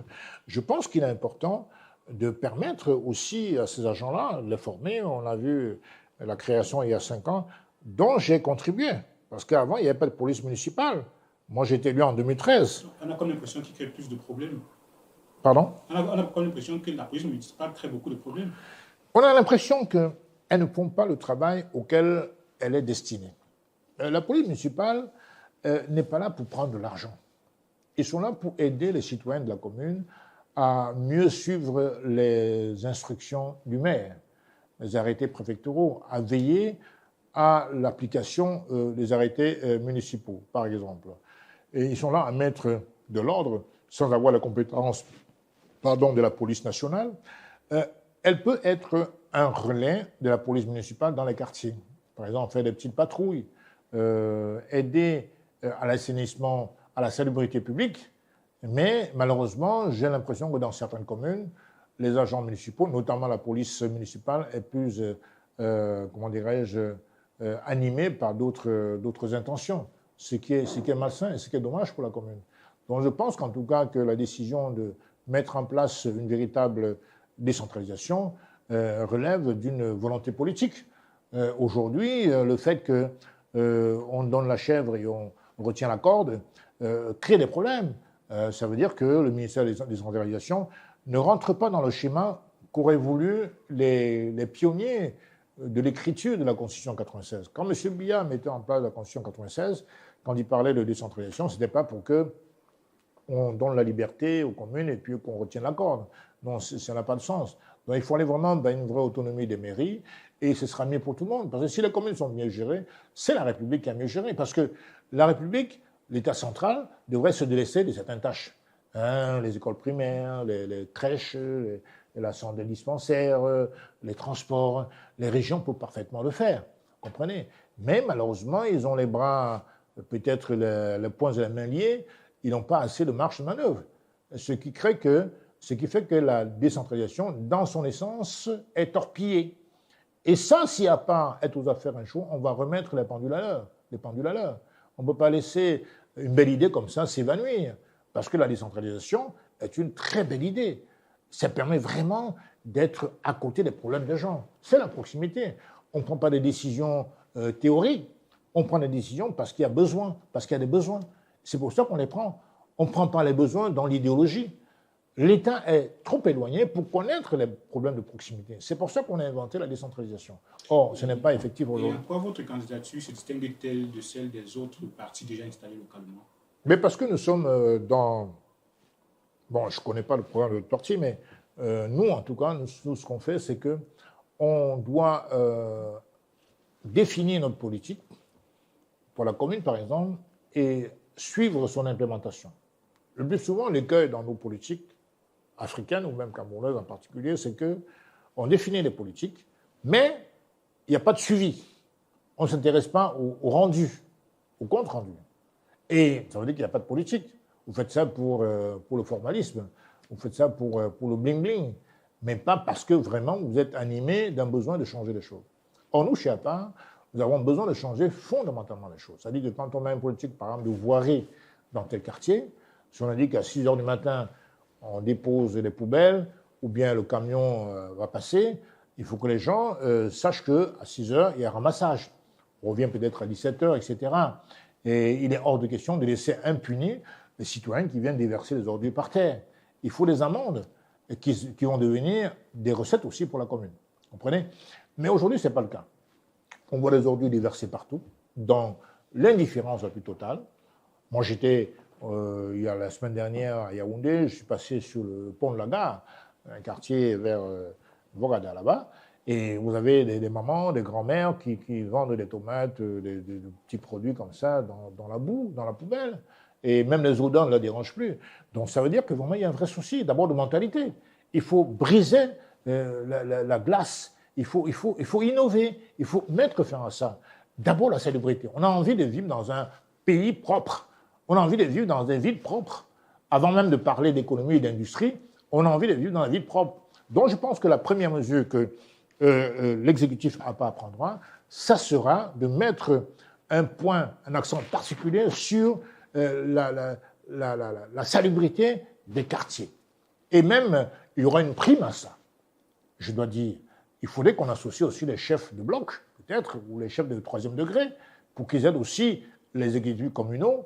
On ne mélange pas les gens, mais je pense que pour le confort de tous les habitants, on peut associer toutes les forces utiles pour la salubrité dans le quartier. Donc c'est ça, vraiment, l'intention de ce qu'on a envie de faire si on prend les communes. Il faut montrer que jusqu'en présent, en 2026, on ne s'est pas débarrassé de cette mentalité qui fait que, voilà, être propre ou sale, ça ne change rien. Non, c'est important. Même pour qu'un investisseur vienne, même pour que vous attirez de nouveaux habitants dans votre ville, il faut que la ville donne envie de s'y installer. Et ce qui n'est pas le cas. Il y a des quartiers nauséabonds. On respire à peine. On a souvent des enfants, des bébés dans les quartiers. Les odeurs même peuvent les tuer. Vous avez des larves de moustiques parce que les rigoles ne sont pas nettoyées. Et ces larves de moustiques peuvent être à l'origine de plusieurs maladies, comme le paludisme, etc. Donc, la question de la salubrité, de l'hygiène publique est fondamentale. Nous sommes des humains et il faut un espace confortable pour pouvoir évoluer. Comprenez? Vous avez soutenu le président Paul Biya en 2021 et vous vous êtes défendu, vous avez battu campagne pour lui. Est-ce que vous n'avez pas l'impression que vous diluez vous-même votre propre combat? Je vais m'expliquer. Vous avez critiqué violemment Issa Chiroma Bakari, vous avez critiqué violemment le professeur Maurice Kamto. Pourtant, les circonscriptions dans lesquelles vous voulez candidater, on a comme l'impression qu'ils ont voté plutôt ces personnes-là. Comment vous comptez à venir avec un autre langage à ces mêmes populations qui ont choisi d'autres leaders politiques? Mais je pense que la politique, c'est le débat, c'est convaincre. Je pense qu'on peut accorder ses voix à un candidat et puis ensuite, effectivement, se demander pourquoi véritablement on l'a fait. Il est clair que, pour parler du premier que vous avez cité, M. Chiroma, il a passé son temps à tirer sur l'opposition. Pendant tout le temps qu'il a été au gouvernement, il a presque déifié, mieux que personne, pour bien. Vous vous en souvenez, vous étiez un chercheur dans les archives, au point de considérer que M. Kamto était un fou, était un insensé, un illuminé. Les vidéos existent encore, c'est pas moi qui les invente. Donc voilà ce monsieur qui se prétend comme le sauveur du Cameroun. Mais il y a des jeunes, ou des moins jeunes d'ailleurs, je ne sais pas, qui se permettent d'aller donner... On peut détester Paul Biya, mais pas au point de perdre la raison. C'est quand même un monsieur qui déifiait le régime, qui vient aujourd'hui diaboliser ce même régime. C'est quand même un monsieur qui quitte le gouvernement parce qu'il va être candidat. Donc pour vous, Issa Chiroma n'a jamais gagné les élections? Non, c'est un grand imposteur. Il ne peut pas les gagner, puisque quand est venu le moment d'aller au Conseil... Mais pourquoi vous dites que M. Chiroma était un imposteur? Oui, mais parce qu'il a d'abord traité ceux qui se sont proclamés président élu d'illuminés, d'antipatriotes, d'antinationales, souvenez-vous. Avec quel mot dur M. Chiroma a traité M. Kamto en 2018, c'est pas si loin que ça. Et il fait exactement la même chose aujourd'hui, en se proclamant, comme Kamto en 2018, président élu. Comprenez? Et puis, il disait que Paul Biya, c'est le soleil, qu'il est partout, qu'il est omniscient, omniprésent. On ne peut pas aller aussi loin dans l'attalacoutisme. Donc, en vérité, aujourd'hui, il est venu faire une campagne qui a duré, je ne sais pas combien de semaines, pour faire croire que non, il a trouvé le Graal, il a trouvé la pierre précieuse qui va changer le visage du Cameroun. Non, ce n'est pas possible. Ce n'est pas possible. Et puis, par ailleurs, je pense que vous avez suivi l'actualité récente qui parlait de la participation aux élections municipales législatives. Il a dit que non, la raison d'être du FSNC aujourd'hui, et puis l'actualité du FSNC leur commandait de boycotter, alors qu'il condamnait de manière systématique le boycott il y a 8 ans. Donc, il fait de l'imposture. Et ça, c'est pas... L'homme politique, l'homme public, c'est sa parole. On ne peut pas être aussi incohérent et demander des voix aux citoyens. Quelle est votre crédibilité? Je veux dire que la politique, c'est être crédible. C'est comme un banquier. Je veux dire, si vous apprenez des trafics un peu obscurs dans votre banque, vous perdez la confiance, même si ce n'est que des spéculations. Est-ce qu'on peut aussi dire autant de vous, puisque vous avez soutenu l'opposition, et aujourd'hui vous êtes avec le parti. Je suis opposant. Le truc, c'est que pour l'élection présidentielle, puisqu'on parle du G20, j'ai soutenu un candidat, je n'ai pas soutenu le parti qui l'a investi. Moi, je n'ai pas d'alliance, contrairement à M. Chiroma et à M. Bello Bouba Magali, avec le RDPC. Je n'ai signé aucune alliance avec le RDPC. J'ai soutenu un candidat qui me semblait être le meilleur. Et je n'ai pas changé d'avis. Moi, je considère que Paul Biya, en termes des enjeux diplomatiques à venir, les enjeux africains, les enjeux mondiaux, l'expérience, ça compte. L'expérience compte. Et de tous ces 12 candidats, c'était le seul pour moi qui était le plus à même de tenir la dragée haute à cette puissance-là. Que répondez-vous à ceux qui disent que vous l'avez soutenu pour attendre une récompense après? Est-ce que vous souhaitez être ministre? Non, ce n'est pas ma préoccupation. Est-ce que vous souhaitez être ministre? Je souhaite rester un citoyen déterminé, un homme politique de terrain que je suis. Je ne pense pas à vos histoires de récompenses. Bon, les gens disent ce qu'ils veulent. Ça, au moins, le ministre Momo, qui est votre partenaire politique, C'est un ami. Il dit clairement qu'il souhaiterait continuer à être ministre. Est-ce que vous ne souhaitez pas que le président Biya vous nomme pour vous récompenser de lui avoir soutenu? Non, le ministre Momo, c'est Momo. Moi, je suis Célestin Djamène. J'ai ma façon de voir les choses. Moi, je ne pense pas que la politique soit quelque chose soit basée sur la récompense. S'il fallait attendre des récompenses ou alors baser votre action sur la récompense, je me serais suicidé depuis parce que je n'ai rien obtenu. Donc, ce n'est pas dans cette logique que je me situe. Je me situe dans la logique de montrer qu'un Camerounais, sans rien attendre, peut lutter pour contribuer à l'édification d'une mentalité différente d'un pays. Si au 17h30, on dit M. Célestin Djamène nommé ministre, est-ce que vous refuserez? Ça ne m'obsède pas. Est-ce que vous refusez? Ça ne m'obsède pas. Ah ben je verrai.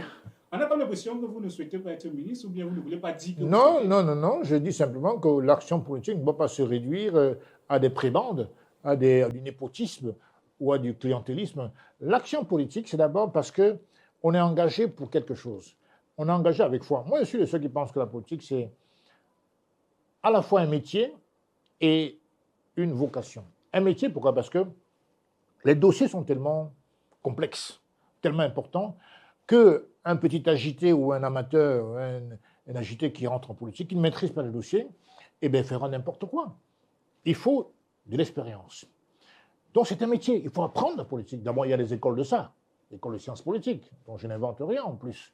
Donc, c'est un métier. C'est aussi une vocation en même temps, parce que quand vous n'avez pas la hauteur de vue d'aimer un pays, d'aimer votre ville, vous ne pouvez rien produire de grand. Prenez un jeune journaliste qui, depuis l'âge de 12 ans, est passionné par les présentateurs, par les médias, il a envie de faire ça. Il a cette graine en lui. Et avec l'âge, le temps, il va embrasser l'école du journalisme et il va faire ce métier avec beaucoup de passion, qui va l'élever. Et quand quelqu'un fait un travail avec la passion, ça se voit. Contrairement à un expert, un technocrate, qui le fait pour de l'argent. Moi, je n'ai jamais fait la politique pour de l'argent. Bien sûr, on peut en vivre, parce qu'en vérité, un député en vit, un sénateur en vit. Le président de la République ne fait que de la politique. Il est salarié de l'État. Donc, président régional, le conseiller régional, tout ça. Donc, en vérité, il faut comprendre que si on n'est pas sur le même niveau d'information ou de définition, on ne peut pas comprendre. Moi, j'ai vu beaucoup de détracteurs dire que jamais n'était allé à la mairie pour les postes. Mais ça veut dire quoi en français? Ça ne veut rien dire. Puisque si aucun homme politique n'a d'ambition, il n'y aurait jamais de maire, il n'y aurait jamais de conseils municipaux, il n'y aurait jamais de députés, il n'y aurait jamais de sénateurs. La première chose, quand vous engagez en politique, c'est d'abord d'avoir de l'ambition. L'ambition, ce n'est pas forcément une ambition égocentrique. C'est que vous pensez que vous avez les épaules fortes, assez larges, pour porter un projet. Si, je vous demande à vous, Brice, est-ce que vous aimez votre métier? Je ne connais pas votre réponse, mais je pense que vous me diriez oui quand même. Et c'est ça qui fera, avec les autres, la différence. Parce que vous avez toujours été passionné par ce métier-là. Parce que vous voulez démontrer aux autres qu'on peut bien faire quelque chose. Même si vous êtes cordonnier, le travail bien fait, comprenez? Participer à l'évolution ou à l'édification de son pays. C'est une valeur très honorable. Moi j'aime ça. J'aime que demain on dise que le Cameroun, c'est peut-être le 5e pays africain en termes de ressources, en termes de PIB, en termes de croissance économique. Aujourd'hui, nous frisons à peine les 4% de croissance. Ce n'est pas assez. Nous avons été à mieux que ça dans le passé. Donc moi, j'aime mon pays, même quand j'étais à l'étranger. Je n'ai jamais brûlé un drapeau du Cameroun, je n'ai jamais déchiré un drapeau du Cameroun, je me suis toujours refusé à ça, alors que je suis fondateur du Code, cofondateur du Code. J'ai pensé qu'il y a des principes majeurs à préserver. La République, la patrie, on ne touche pas à ce sanctuaire. Ce sont les sanctuaires sur lesquels on ne rigole pas. On peut critiquer un Premier ministre, on peut critiquer le président de la République, mais on ne touche pas aux symboles nationaux. On ne touche pas à la République, on ne touche pas aux institutions. Parce que c'est une donnée, une valeur commune. C'est des instruments qui nous concernent tous. Imaginez qu'un opposant radical vienne au pouvoir. Est-ce qu'il va dissoudre la gendarmerie? Est-ce qu'il va dissoudre l'armée? Est-ce qu'il va dissoudre la police? Je ne sais pas quoi. Donc, il y a des valeurs qui constituent, à mon sens, le socle granitique de la République. Et c'est pour ça, moi, je continue de dire qu'il faut d'abord de la passion, il faut ensuite se former. Il y a beaucoup de vos confrères journalistes qui ne se forment plus, qui viennent prendre des ragots sur Internet, sur Facebook, pour vous qualifier de tous les noms. J'en suis victime tous les jours, mais j'ai plutôt pitié d'eux. Ils ne me connaissent pas. Mais ils disent des tas d'âneries sur moi. Mais j'en rigole parfois, ça me fait de la peine, pas pour moi, mais pour eux. Parce qu'en vérité, ils peuvent très bien contacter Aymar Brice, dire que voilà, je veux le téléphone de N'Djamène, pour mieux le connaître. Est-ce que tout ce qu'on raconte sur lui est faux ou vrai? Ils ne le font jamais. Ils se contentent de la paresse intellectuelle, de débiter n'importe quoi, que je vis chez Nounou, que je suis un gigolo, des conneries qui n'ont aucun sens. Ils ne me connaissent pas, ils n'ont pas l'intention de me connaître, peut-être. Mais ces âneries-là, si on n'a pas une peau de crocodile, on ne s'en sort pas. Peut-être parce que vous ne communiquez pas suffisamment. Non, je n'ai pas. Il y a c'est toujours, ça c'est juste pour une parenthèse, ici ils ont toujours ce langage-là que M. N'Djamène vit de la politique, on ne sait pas ce qu'il fait dans la vie. Peut-être que c'est parce que vous ne communiquez pas réellement sur ce que vous faites. Non, en tant qu'homme politique, on doit s'intéresser aux actes que je pose. Je crois que la critique, c'est sur les idées. Critiquer mes idées. Les attaques personnelles, on peut le faire sur moi, mais demain, ça peut être sur vous. Vous n'apprécierez pas. Si vous engagez dans le journalisme comme vous le faites et que vous présentez bien ou mal ou une affaire, mais qu'on vous critique sur ce que vous avez dit, on va vous critiquer sur votre mariage, sur votre background privé, ça ne les regarde pas. On vous critique sur votre manière de faire votre métier. Alors, moi, je fais de la politique. Est-ce que mes idées dérangent? Si oui, engageons un débat. Qu'est-ce que ma vie privée a à faire là-dedans? Vous êtes un homme politique. Oui, et alors? Tout ce que vous êtes doit être public quand même. Non. Qui vous a dit ça? Parce que le président de la République aujourd'hui, on sait qu'il a eu telle formation, il a travaillé à tel endroit, le professeur Kamto, il a travaillé à tel endroit, Issa Chiromabakary, il a travaillé à tel endroit. Monsieur N'Djamène, il a travaillé où? Aujourd'hui, il fait quoi? Ne me faites pas croire que vous êtes un mauvais journaliste, parce que les informations concernant ma vie professionnelle sont connues, sont sur Internet. J'ai travaillé à France Télécom pendant 11 ans. Ça, c'est partout. Hein. Les gens, parce qu'ils ont la haine de N'Djamène, donc ils ne prennent même pas le temps d'aller voir sur la page publique ce qui est écrit. J'ai été à l'école en France, au Cameroun bien sûr, et en France ensuite, l'université. J'ai créé des associations en France. J'ai créé le CCD avec des camarades. On a cofondé le Code, qui était un organisme politique de la diaspora bien connu. Et on a créé l'Union pour une diaspora active, l'UDA, que j'ai créé moi-même, n'est-ce pas, tout seul avec quelques collaborateurs. Et donc ça, c'est sur la place publique. J'ai ma biographie dans Wikipédia. Donc pour ceux qui ont un moindre réflexe, les moins paresseux, ils peuvent quand même aller sur Wikipédia, sur Google. Est-ce que M. N'Djamène vit aujourd'hui de la politique? Moi, je suis juriste. Je fais des consultations. Parfois dans les médias. J'ai passé près de 10 ans à Afrique Média, j'étais consultant. Avec Jean-Louis Momo, justement, à l'époque, ce qui l'a amené peut-être au Rwanda, au tribunal pénal pour le Rwanda, parce qu'il a fait savoir ses talents à travers Afrique Média. J'étais avec lui. Et j'ai fait des consultations juridiques aussi. Alors, donc, il y a plein de choses. Mais les gens, ils préfèrent passer outre ça et raconter n'importe quoi sur ma personne. Ils ne me connaissent pas, ils ne m'ont jamais vu. Ils ne m'ont jamais vu. Ils ne peuvent donc connaître ma vie. Et quand bien même ils me côtoieraient, ils ne connaîtraient pas tout ce que je fais. Mais en tout cas, sur ma profession, sur mon parcours académique, c'est sur la place publique. C'est sur la place publique. Ok, nous avons sorti M. N'Djamène. On vous a vu ce dimanche très mécontent sur Canal International, où vous reprochiez, sans vouloir le citer, mais c'est que vous venez d'être M. Abel Bilobet. Pourquoi vous étiez autant énervé? La question que je vais vous poser, vous reprochez toujours battre campagne sur le fait qu'on soit littoralien. Vous ne permettez pas qu'on se base sur... Vous ne voulez plus qu'on batte campagne sur la tribu, en fait. Pourquoi vous étiez tellement remonté ce dimanche sur Canal International? Est-ce que vous pensez qu'il est sain? Est-ce que vous pensez qu'il est honnête de faire campagne sur l'origine des gens? Que ce soit du monde médiatique, paysage politique ou autre, est-ce qu'il est sain de stigmatiser les gens, non pas en fonction de ce qu'ils ont fait, mais en fonction de d'où ils viennent? C'est pas sain, c'est malsain. Et même quand vous revoyez la Constitution du Cameroun, on parle de protection des minorités. On n'a pas dit minorité ethnique ou tribale, on dit minorité. Ça veut dire que si un Bamois va en Gaoundéré s'installer, si un Bafou, si un gars de Galim va à Marois s'installer, il devient une minorité.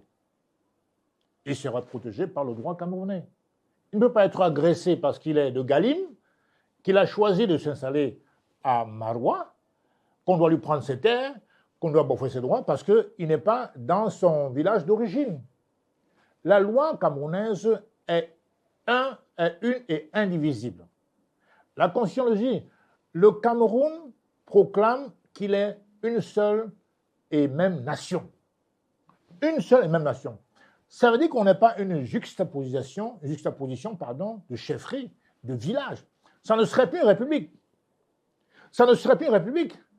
Donc, voir des gens stigmatisés dans leur campagne électorale, des groupes ethniques, parce qu'ils sont nés Bamileke, Ekan ou Bassa, me semble extrêmement dangereux. Vous savez qu'il y a un pays qui a disparu en 1989, que vous saviez sans doute, qui s'appelait la Yougoslavie.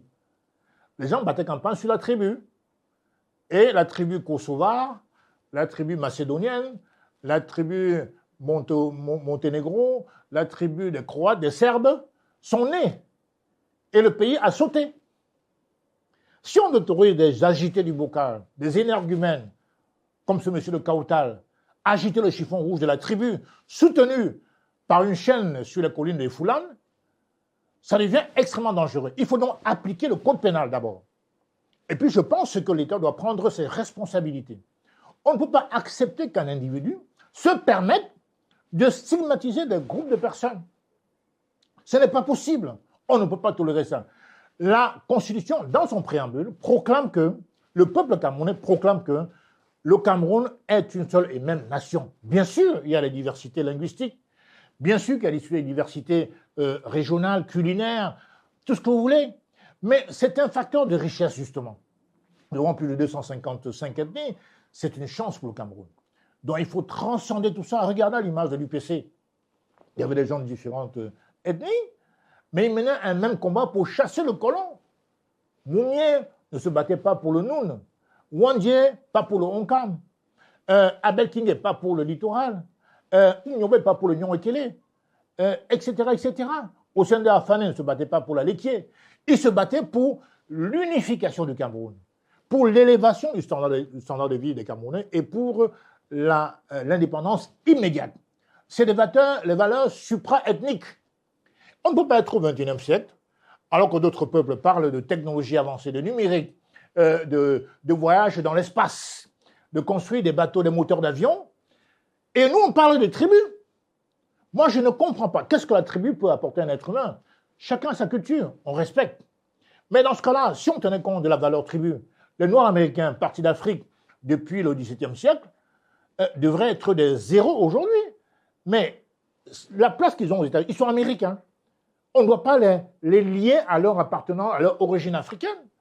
On doit les juger sur leur performance professionnelle. Vous avez des Nord-Américains ingénieurs, évidemment, colonels, généraux dans l'armée américaine, commandants de l'armée américaine. Le général Colin Powell était un Noir venu de Jamaïque, n'est-ce pas? Et donc, voir au Cameroun que les gens, malgré les lois nationales, malgré la Constitution, continuent de se déployer en toute liberté, n'est-ce pas, en proférant des propos stigmatisants, des propos discriminants, c'est une horreur, c'est une anomalie politique. On devrait interpeller ces personnes-là et les auditionner. Ce n'est pas acceptable. Et fermer toute la télévision qui les accueille. Parce que tolérer ça, c'est tolérer le déclin de la nation, de l'entité Cameroun. Donc pour vous, vous demandez à ce que M. Abel Bilobe soit interpellé? Pas seulement s'il continue de tenir ses propos, la loi intime l'ordre au procureur de la République, parce que c'est publiquement qu'il le fait. J'ai même vu une vidéo où il se gargarisait, où il se réjouissait d'être tribaliste. Il y a des vidéos sur ça. Et vous ne devriez même pas le recevoir, parce que le tribalisme n'est pas une opinion. C'est une haine contre l'autre. Ce n'est pas dénoncer ce que fait l'autre. C'est une haine. Vous ne devrez pas inviter les gens haineux sur votre plateau. Parce que si vous le faites, vous soutenez en quelque sorte ces actions-là. Or, ça ne vous ressemble pas, je le suppose. Donc, en vérité, nous sommes pour le vivre ensemble. L'homme camerounais, parce que si on va de là à dire que telle origine, le Bamileke vient d'Égypte en passant par l'Éthiopie et la Nubie, et que les Sawa viennent les Douala viennent du Congo, et dans ce cas-là, effectivement, il n'y aurait plus de Camerounais. On a choisi la République. Nous sommes des citoyens. Je suis d'abord citoyen camerounais avant d'être de tel ou tel village. C'est ça que la nation, permettez-moi, c'est très important. La nation doit mettre un accent particulier à le rappeler. Dès la maternelle, que vous êtes d'abord camerounais. Les drapeaux doivent être affichés dans toutes les écoles, y compris confessionnelles, y compris dans les écoles confessionnelles. École primaire, collège, bien entendu, lycée et bien entendu, université. Si on ne fait pas ça, à la racine, à la base, je crois que malheureusement, on va créer des monstres, comme Elie Biloubet et autres, des gens qui soutiennent la légitimité, soi-disant, de ces requêtes-là. Non. Tout Camerounais est partout chez lui au Cameroun. Il n'y a aucune loi, aucune constitution au Cameroun qui interdit à un Camerounais de s'installer où il veut et d'avoir les mêmes droits. Il n'y a pas de droit supplémentaire pour un Bouddha, un droit supplémentaire pour un Sawa, etc., pour un Bafia ou pour un Ekan. Ça n'existe pas. Est-ce que vous croyez que M. Elie Biloubet exagère donc? Exagère? Non, ce n'est pas qu'il exagère. Il dit des choses insensées. J'ai écouté sur votre plateau qui disait que M. André Marimbida a donné le drapeau aux Camerounais. Ça veut dire quoi en français? Mais ce n'est pas un individu qui a donné les couleurs du Cameroun aux Camerounais. Certes, ça a été adopté, l'idée a été insérée en 1957 lors du gouvernement autonome. Mais c'est sous Haïdjo qu'on a adopté cette loi. Ça fait l'objet de beaucoup de débats. Aussi bien sur les couleurs que sur les 2 étoiles d'abord, sur la bande verte, ensuite 1 étoile, 2 étoiles sur la bande jaune, ensuite 1 étoile sur la bande rouge.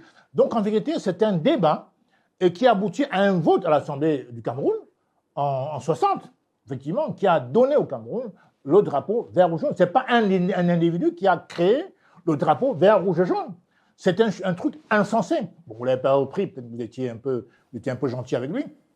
Mais en vérité, ça n'a pas de sens. Et quand il dit les minorités, mais la minorité au Cameroun, l'autochtonie, c'est quoi? Si on prend la définition du dictionnaire, l'autochtone, c'est les premiers arrivants. Premier élément. Premiers arrivants, à Douala par exemple, ce n'est pas les Douala. Les Douala qui sont nos frères, bien sûr, camerounais, que nous aimons. Moi, j'ai beaucoup d'amis Douala, j'ai même plus d'amis Douala que Bamileke. Les Douala ne sont pas les premiers arrivants à Douala. Ce sont les Bassas, qui sont plutôt allés s'installer dans la Sanaga maritime et dans le centre.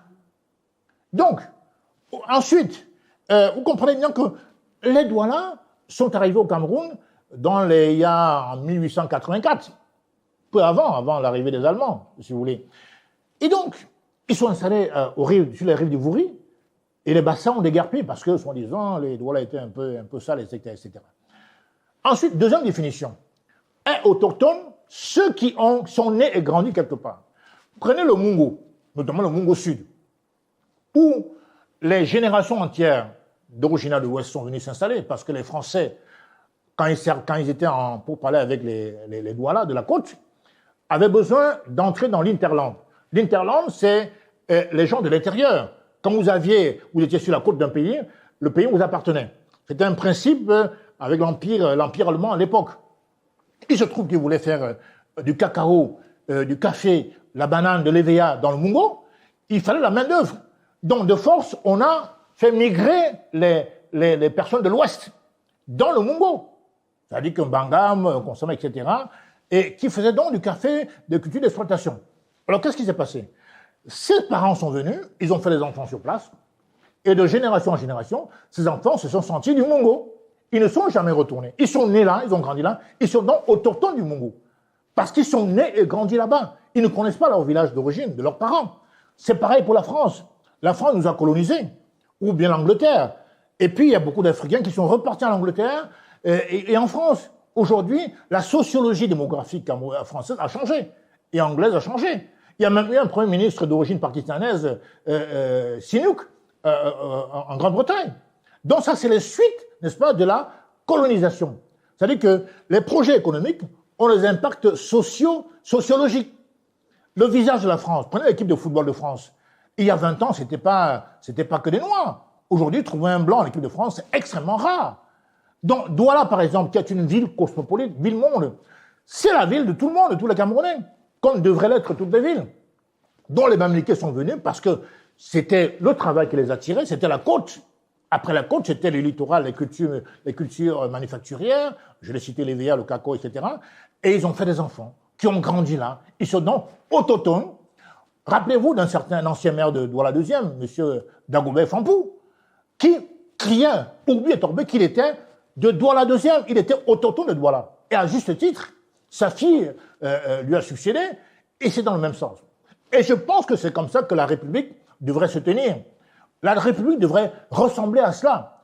On ne peut pas avoir, au XXIe siècle, l'image d'une société du XVIIIe siècle. Hein, la France pré-industrielle, il n'y avait que des Blancs, les Polonais, des Espagnols, les Italiens, quasiment peu d'Arabes et d'Africains noirs. Aujourd'hui, l'image de la démographie française a changé complètement. On a même des ministres arabes et africains d'origine. On a des préfets africains. Il y a eu un préfet camerounais dans le Bordelais, etc., etc. Donc, chez nous, on interdit aux Camerounais d'être seulement maire d'une ville, alors qu'ils sont Camerounais. Ils paient les impôts là où ils travaillent. Pourquoi on ne rapatrie pas leurs impôts à l'ouest, par exemple, ou dans d'autres départements? Ça n'a aucun sens. Donc, ces individus qui enfreignent d'abord la loi, parce que dire que quelqu'un est malsain parce qu'il vient de quelque part, c'est du tribalisme. Moi, j'ai lutté pendant des années en France et ailleurs, avec mes amis togolais, ghanéens, nigérians, burkinabés, parce que j'estime que les Noirs étaient discriminés dans les entreprises, hein, aujourd'hui. Donc, et qu'on laissait faire. Aujourd'hui, au Cameroun, il n'y a pas de raison que les Noirs s'entretuent entre eux, se crèment les chignons entre eux, alors même que les Chinois, je prends le cas de Douala, ont envahi tout à quoi? Et personne ne dit rien. On préfère s'en prendre aux Bamileke. Pour quelle raison? Dans la vallée du Thème, on chasse les Mousgoum, on chasse les personnes qui viennent du Septentrion. Pourquoi? Ils ne sont pas chez eux. Ils sont chez eux. De la même manière que les Bassa sont dans le sud-ouest chez eux. Les Bassa sont à Kribi chez eux.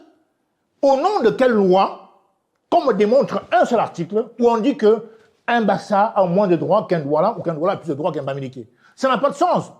Je viens quelque part au Cameroun, je m'installe, je suis Camerounais. Vous voulez m'expulser où? Quand on dit rentrer chez soi, chez vous, ça veut dire quoi? Chez vous, c'est au Cameroun. Le Cameroun, c'est la République, c'est le territoire de l'État. Nous sommes l'État. Nous avons choisi de doter le Cameroun d'un chef d'État. C'est notre territoire. Donc, il faut que la loi soit sévère, intransigeante, sans pitié. Vous croyez que la loi a fermé les yeux sur ce cas? La loi, malheureusement, semble avoir fermé les yeux. Parce que moi, je serais aux affaires que ce type d'individu serait aux arrêts. Et c'est une base légale, article 241 du Code pénal. Lui, l'homme politique que vous citez, estime que vous, M. N'Djamène, si vous voulez candidater au poste de maire, vous devez rentrer, par exemple, je cite, dis n'importe quoi, à Bangoula, et que vous ne verrez jamais un Sawa être maire à Bangoula. Que vous répondez-vous à cela? Mais on ne peut pas obliger un Sawa d'être candidat à Bangoula. Mais le fait qu'il ne veuille pas être candidat à Bangoula ne veut pas dire qu'il y a une loi qui l'interdise de le faire. J'ai entendu dire que l'Ouest ne vendait pas ses terres aux non-Bamileke, qu'on ne pouvait pas investir à l'Ouest, acheter un terrain à l'Ouest. Mais quelle loi camerounaise interdit à un non-Bamileke d'acheter une terre à l'Ouest? Quelle loi? Dites-moi une loi. La République, à ce niveau-là, est irréprochable. Quand on dit protection des minorités, tout le monde est minorité et allogène quelque part. Les gens qui vivent à Loum, en Banga, à Loé, à je ne sais quoi, je sais pas, à Souza, sont chez eux, même s'ils viennent de l'Ouest, même s'ils viennent du Nord, ils sont chez eux. Moi, j'ai rencontré des gens de Galim, en Gaoundéré, où j'ai été. J'ai rencontré des Sawa en Gaoundéré qui sont bien installés. Ne venez pas leur dire qu'ils ne sont pas chez eux au Cameroun. Ils sont chez eux. Ils n'ont pas moins de droits que les autres. Il n'y a pas deux catégories de citoyens au Cameroun. Il n'y a pas des citoyens de première zone et les citoyens de seconde zone. Il y a les Camerounais. Bien sûr qu'on doit respecter l'ordre public. Si un homme de Galim vient foutre le bordel à Gaoundéré, il sera sanctionné, non pas par la loi de Galim, mais la loi de Gaoundéré, mais par la loi du Cameroun. Donc, c'est quoi cette histoire de dire que les minorités auraient plus de droits? Ça n'a aucun sens. Et quand même, un individu est venu proférer ça sur votre plateau. Il faut dénoncer ça avec force et vigueur. Parce que nous n'acceptons pas. Et c'est pour ça aussi que j'ai soutenu le président Paul Biya. Depuis 43 ans, il ne parle que d'unité nationale. Il préfère, coûte que coûte, contre vents et marées, tenir ce discours. Et il a bien raison. Parce que l'unité est indispensable. Il faut donc, par conséquent, écarter ceux qui veulent diviser le Cameroun. Et les télévisions qui soutiennent ce type d'énergumène doivent être sévèrement sanctionnées, et notamment la première sanction qui devrait les frapper, c'est la fermeture pure et simple de cette télévision-là. Tout simplement. Alors, M. N'Djamène, nous avons terminé. Et je vais vous demander si vous aviez un message à adresser aux jeunes des circonscriptions, de votre circonscription électorale pour les prochaines élections. Ce serait quoi? Vous regardez la caméra et puis vous leur adressez un message pour vous encourager ou bien pour écouter votre discours. Moi, je voudrais adresser un message aux jeunes. Les jeunes doivent garder l'espoir, et même mieux, l'espérance. APA est un parti nouvellement créé, 5 ans d'âge, ça n'est pas rien. Essayez APA. Votez pour APA, parce que le projet de société d'abord de APA tend à réunifier réellement tous les Camerounais, à rassembler les Camerounais. Alors dès qu'il y a de l'espérance au Cameroun, pour moi, le Cameroun est la terre promise. Le Canada, l'Allemagne, les États-Unis, c'est bien beau, mais avons-nous tout exploré sur notre terre natale que le Cameroun? Le Cameroun est une grande nation, est un grand pays, qui a toutes les richesses que n'ont pas d'autres pays. Donc il n'y a aucune raison de penser que on n'est pas la terre promise. Nous sommes le continent. Et ce n'est pas un mot galvaudé. Quand on dit que le Cameroun est un continent, c'est-à-dire que c'est l'Afrique rassemblée dans un seul pays. C'est le continent. Voter à part, c'est voter une gouvernance locale, sûre, une gouvernance locale dirigée vers l'intérêt du peuple, vers l'intérêt pas seulement d'une communauté, mais de la communauté qui y réside. Pour moi, le mot communauté ne veut pas dire tribu, ne veut pas dire sociologie. Le mot communauté veut dire les habitants d'une région, d'une zone qui partagent les mêmes valeurs. C'est ça. Et c'est pour cette raison qu'il faut voter à part. Parce qu'en vérité, il faut lire les Camerounais. Lisez le programme d'APA qui est sur Internet. On vient encore récemment de créer un deuxième site web d'APA où le programme d'APA s'y trouve, dont j'invite mes jeunes compatriotes. Oui, déjà cité le nom du site. APA.org. Donc, les Camerounais peuvent...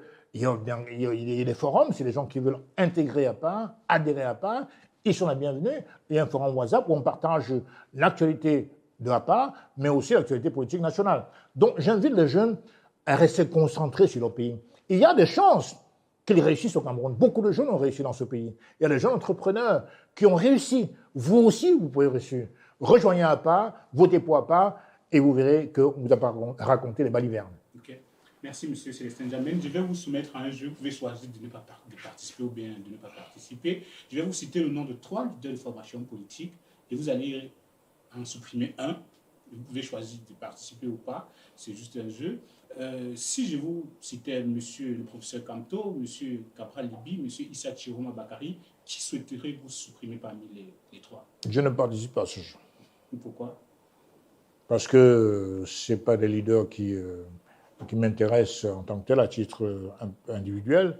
Je pense que ce qui est important, c'est les projets qu'on présente aux Camerounais, notamment aux jeunes. Les Camerounais ne sont pas intéressés par les individus. Les Camerounais sont intéressés par les projets qu'on leur présente. Et c'est pour ça que j'invite les jeunes à s'imprégner des programmes, quel que soit le leader. Je ne m'affectionne pas de manière spéciale aux individus. La politique, ce n'est ni la tribu, ce n'est ni les questions personnelles, encore moins les attaques personnelles. La politique, c'est mettre un débat sur la table, que chacun apporte ses idées. C'est comme ça qu'un pays avance. Aujourd'hui, on a un pays comme le Burkina qui avance parce qu'on a changé de paradigme, parce que le président pense qu'il faut parler de la vision de l'Afrique, parler du pays émergent.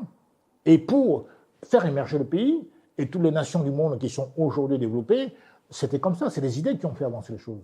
Je rappelle que pour terminer, Singapour, c'était une ville marécage qui est devenue la première place boursière du monde.